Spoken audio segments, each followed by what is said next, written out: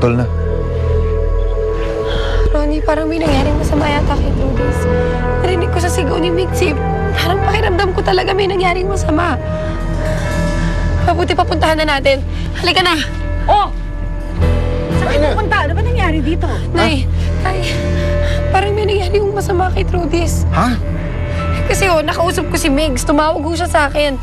Papunta ho dapat sila dito. Tapos, ewan ko, parang may nangyari. Kasi naputol yung linya. Tapos ang narinig ko na lang, sumigaw si Migs ng pangalan ni Trudis. Diyos ko naman, ano na naman ang nangyari sa batang yun?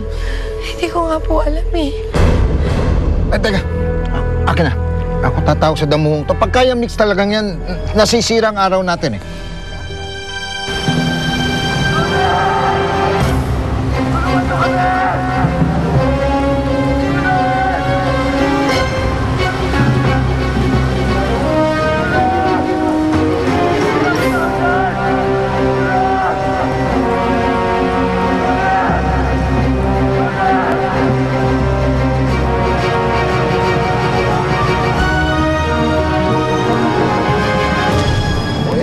Cannot be reached daw.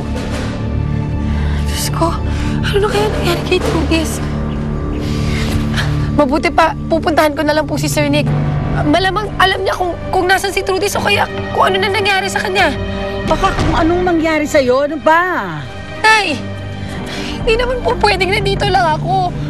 Kailangan malaman ko kung ano nangyayari kay Trudis ngayon. Akong bahala sa sama. Siya, sige. Alagaan mo lang si Sedes, ha? Akong bahala sa kanya. Halika na. Mag-iingat ka doon. Mag-iingat ka doon. Halika na. Dali, pakipasok mo na sa kwarto. Opo, sir. Thank you. Honey, you're home. Hi. Hello. Si Migs tumawag na ba? Si Migs? Ba't mo tinatanong si Migs? Kasi kasama niya si Trudis eh. Kanina ko pa siya tinatawagan, cannot be reached. Well, baka dahil sa ulan. Si Mami. Si Mami kanina pa umalis. May lakad daw. Honey, buti naman kay Mami concerned ka. Hindi yung puro kay Trudis lang.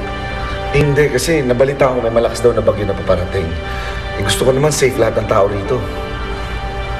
Alam mo, huwag ka masyado nag-aalala. Mix can take care of Trudis and si Mami, naku, kayang-kaya niya yung sarili niya. Kilala mo naman yun, di ba? Relax ka lang. Alam mo, mabuti pa magpahinga na tayo. Mukhang pagod na pagod ka eh. Ay, tell me about it. Let's go? Okay.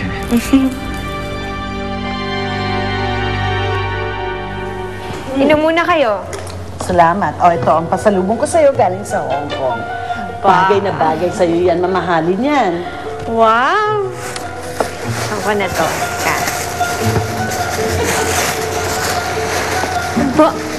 Wow! Taray! Kung bagay sa akin to. Oo. Kaya lang, di ba, magagamit ko ba to sa mansion? Pag nakita ko ni Nick, di ba dapat sweet ang image ko? Siya nga naman pala. Dapat pala duster at tsinelas na lang ang inuwi ko sa'yo. Ano ba yan? Get rid of that dog. Hindi. Di ba siya yung gagamitin ko para lalo kaming magkalapit ni Trudis? No. Meron akong ibang paraan na naisip na mas mapapalapit ang loob mo hindi lang sa bata, kundi pati na rin kay Nick.